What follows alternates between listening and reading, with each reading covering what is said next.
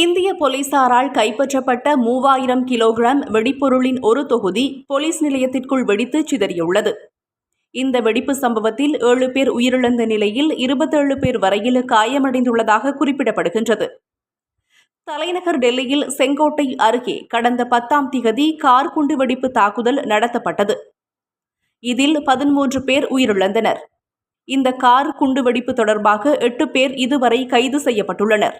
இதனிடையே இந்த தாக்குதல் தொடர்பாக போலீசார் நடத்திய சோதனையில் 3000 கிலோகிராம் அமோனியம் நைட்ரைட் என்ற வெடிமருந்து கண்டுபிடிக்கப்பட்டது.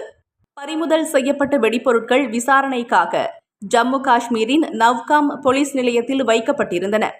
இந்த வெடிப்பொருட்களை ஆய்வு செய்து கொண்டிருந்த போது அவை வெடித்ததால் தடயவியல் குழு, போலீசார் உள்ளிட்ட 7 பேர் உயிரிழந்துள்ளனர்.